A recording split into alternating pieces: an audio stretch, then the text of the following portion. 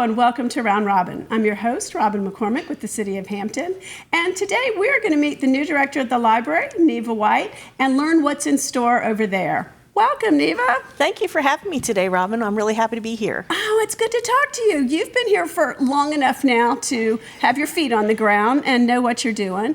Tell me first of all, about your background. This is not your first library. No, this is not my first library. Yeah, I started in libraries actually, quite a long time ago, about 30 years ago. But most recently, I was working in the city of Virginia Beach. I started over there in 2002 in the library department. And I was the community services manager in the joint use library over there was my last library job. And then previous to that, right after that, I came from the city strategy office, actually, but I wanted to come back to libraries, and Hampton gave me a good opportunity to do that. I really like the community here in Hampton, including living here. So it's been an exciting time, my first 6 months, getting my feet on the ground over here. It's good, but it also, your time in the strategy office sort of gives you, more of a whole city thing and how the libraries integrate into other departments and activities maybe than you had. Because you're not in City Hall, you're located in the library. Absolutely. I actually have said to a few people that I don't think I could have done the library director job had I not been in that more citywide office. I worked with literally every department in the city of Virginia Beach in that job. And it also gave me a chance to do some process improvement work as well. So it helps me look at things in a different lens on how can we make tiny improvements to make the customer's experience a lot better. That's very important. Well, what are the main types of people who use our library, types of library services right now? I mean, that's changed a lot in the past 15, 20 years. Yes, absolutely. We really, all walks of life come through our door, and almost every single day you'll see families coming in for story time. Just today we have a Healthy Families program going on. They're doing an Easter program in our kids department at Maine. We had a senior bingo program a couple days ago. We really have people that come in for traditional things that you think of. So to get the latest bestseller, but also we have many customers who never come through our doors anymore because we've got online services. That's so different. Books, videos, comic books that they don't ever have to visit us anymore. Yeah, newspapers, homework help that we've got online. So that's really changed over the last few years, that traditionally to get all those services you would have had to come through our door. But now, even though we still have people who visit us every day, we do have some of those online resources that we never would have been able to afford before, number one, that are now possible just with the click of your computer at home or on your phone or your tablet. Many different ways to access us now. That's pretty interesting. So in that era in which, you're online a lot, what is the role of the branches? I mean, did that change at all? I think it has changed a little bit, if for no other reason than we spend a lot of time helping people who don't have a lot of experience with computers. It's almost impossible to apply for a job now without knowing how to use a computer. So a lot of times we have customers come in needing that assistance to fill out that online application, where we're willing to sit with them for a little while to say, okay, here's how you work your way through that. Traditional things, though, like story time, they're still big, they're still popular, they're still overflowing.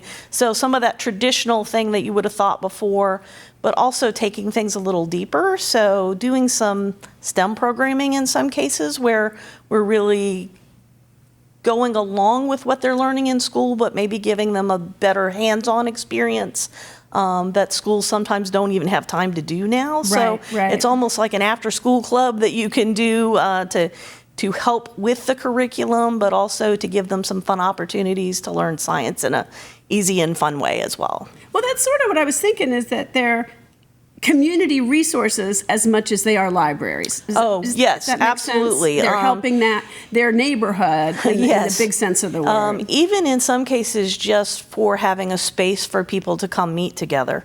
A neighborhood association, a community meeting, a local book group that doesn't have somebody's house that's big enough for them. We have those meeting rooms in each of our branches and in the main library that they can use too. And we really do try and partner with organizations like women's clubs, neighborhood associations, schools, of course, to really see what services we can help enrich or provide that they might not be able to afford to. So you've been here long enough. What are some new programs that you are looking to launch or actually launching? Excellent. Yeah, I'm starting with really some simple changes to make the lives of customers a little bit easier. So things like we're improving the way we do notices. So sometimes if you put a book on hold, you'll get a notice that the book is available, or if you have an overdue book, we'll send you that notice to remind you, hey, turn your item in. Previously, it's those old-fashioned paper notices. Take us a long time. You got to mail it up. It goes to Richmond. It comes back. Right. So we're adding text features. So previously you might even have gotten a phone call. So we're not going to call you anymore, but we've really made it so that you can get that text notification that your item is available or that your book is about to be due on your phone, or you can sign up for email. It makes it come to you a little bit faster. That is nice, yeah. So some other things, we're turning on auto renewal. So previously, if you wanted to renew your item, if it didn't have a hold on it, you'd have to call us or you'd have to come in for us to do that. Right. So we're doing it automatically for you now, up to 3 times, as long as somebody doesn't have hold on the item. So you won't have to think about it. 3 times, your book will renew automatically, your DVD will renew automatically, and you don't have to think about it. That should help you not have to be in such a rush. We know that life is busy these days, so we want to try and make it a little more convenient for people. That's wonderful. And along that lines, we really would like to start to launch you not getting overdue fines anymore. The pandemic really helped libraries do a big experiment. During the pandemic, we turned off you're not going to get an overdue fine because we knew people didn't want to have to come out. So what that showed us was we weren't getting any less books back. So we weren't punishing people enough that it was causing them to get their book back on time. Things came back on time, even when we weren't charging people fines. So we're turning that feature off so that now if you've got a book that's overdue, well, first we've renewed it 3 times for you, so you've probably had the time. You've had a good chance. You've had a time to do that. But if your book ends up overdue a little bit, or your DVD ends up overdue, we're not going to charge you a fine for that. The only thing we'll ever charge you a fine for now is if you don't ever bring it back. We will charge you the cost of it, but we're not going to charge you those little overdue fines. You know, the funniest thing, I saw somebody in there one time when I was there, and they had a fine, and nobody carries cash anymore, and it's not a big number. Like, you can't run it on your charge card. That's true, right. And then it was like, oh, I don't know how to pay you. Yeah, exactly. That'll really be a big convenience for people. And as you say, I myself the other day didn't turn my book in on time, and I was thinking, oh my gosh, do I have a quarter? You know, do I have that 20 cents? And people just don't anymore. No. So it'll help with that. And to really, be honest, did those 20 cents add up to make a difference in your budget?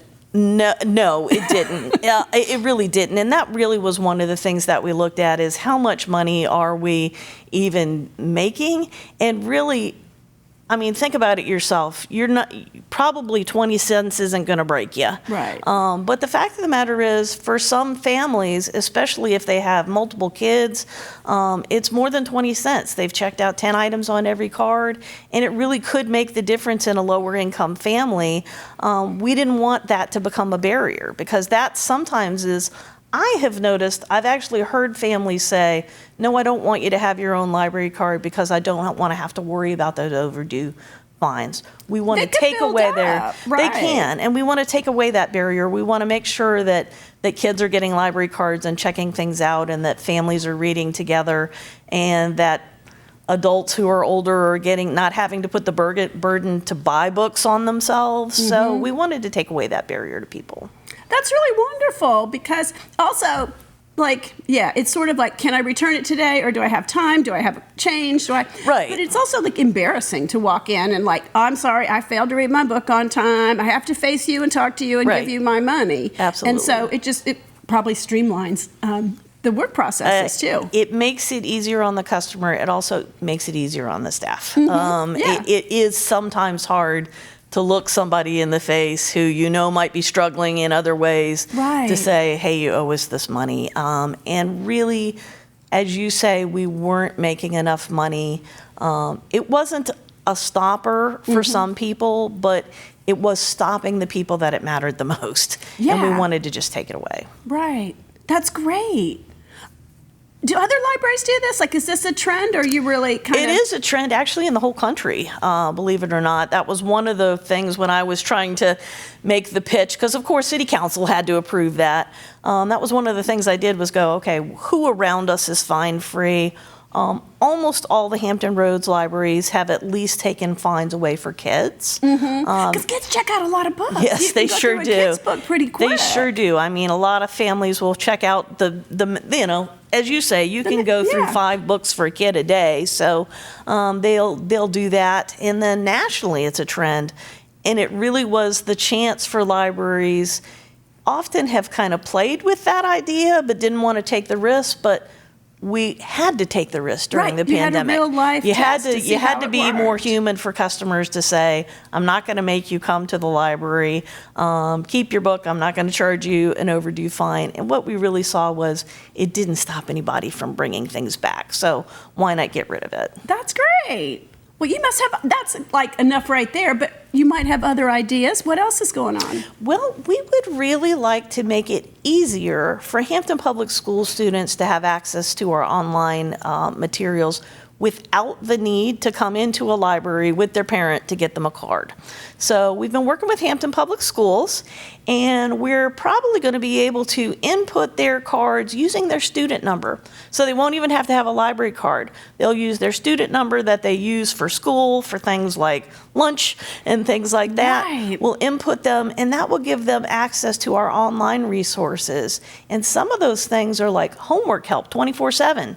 They can use our online resource, and they'll be able to use all those things for free without the need to have to come into the library to use them. So we're excited about that. We're about to test to make sure it's going to work. Getting a And ride to the library after a long day of school Exactly. and parents working and all that, it's hard. And It's- really, sometimes, especially for high schoolers, they may be trying to finish up a project late at night.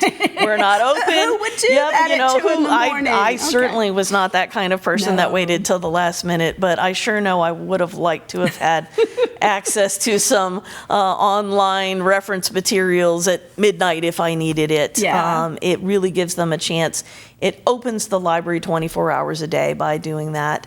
And we really wanted to make it as easy for those public school students to be able to have access as possible. and access to reliable materials, not Yes. just going on the web and seeing Absolutely. the first thing and assuming that that's a good source. It's going to help teach them Exactly. how to wade through that and how to use the better sources. Yes, those reference sources are, of course, are things that normally years ago would have been in print that are now Oh, yeah, online. you would sit and go through the books. But I'm old, I also, remember that. it gives our online application called Hoopla gives you the opportunity to watch movies, to look at comic books, to read books that might be of interest of them in their personal lives too. There's new CDs on there that they may be able to just download on their phone and listen to it without having to pay for the CD, or really they can try something out if they're not sure they want to buy it for themselves, or don't have the money to buy Spotify or things like that.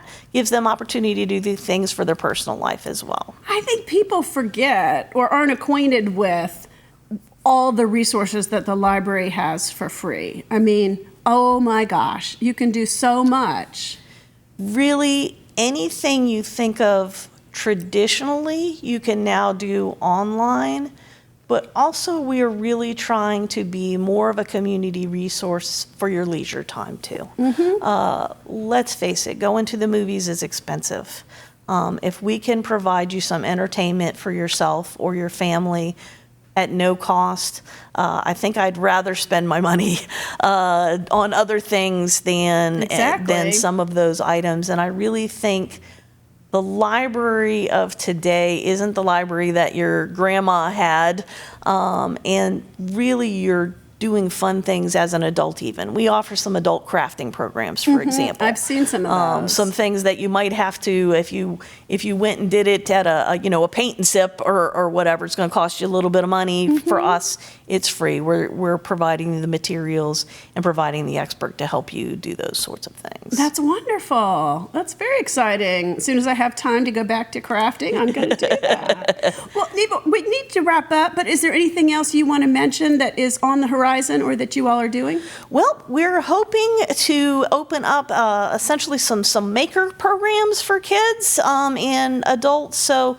some more exciting sort of STEM programming. We've got some solar eclipses coming up next year, so we're trying to make sure we have those solar eclipse classes and some programming, some science programming that goes along with that. So we're really excited about that. And just in general, now that we're coming out the other end of the pandemic, trying to open up some more and probably going to go more places to you. So whereas before we were expecting you to come to us, we're going to make sure that we're at things like the Mosaic Festival and things like just Phoebus Days, that we're at the libraries there, at those events that you're going to be attending anyway. We want to make sure you're seeing us out and about in the community as well. That's good, because you sort of have to remind people sometimes, you know, they get very busy or think they don't need a library because they can go buy the book. But if you're reading a lot, or if you just want to read different stuff or listen to, people forget there's that variety of media audiobooks that you can now do it on your phone as well with that convenience. I think people who love to read, especially those people who do buy books, sometimes forget that when you check out something from a library, even if it's one item, that's saving you probably $25 or $30 these days. Books are expensive. Books are expensive. Even paperbacks are expensive. Yeah, and especially if you're an audiobook listener, if you can download it for free and not have to pay for it online, or to go in and get those hard copies of audiobooks are outrageously expensive. So if you can save your money in that way and spend your money on a nice dinner out or with your family in another way, that's the way to go in my mind. That's great. Well, thank you so much. And of course, you'll be having summer reading and all that kind of stuff in the summer to keep the kids engaged. Absolutely. And we make sure, of course, a lot of the schools have summer reading lists. And so come and check them out at the library or download them at the library rather than having to buy your own copy. And we always have lots of exciting programming going on for kids and families during the summer. So we're gearing up for that. It's soon to be April, so we'll be going for that as well. All right. Well, thank you so much. It's been a pleasure. Thanks for having me, Robin. And thank you for watching. You can stay up on library programs by watching their Facebook or the City of Hampton, Hampton/Gov on Facebook, or sign up for e-news, hampton.gov/e-news, and we'll let you know what is going on at the library and elsewhere in the city. Thanks for watching.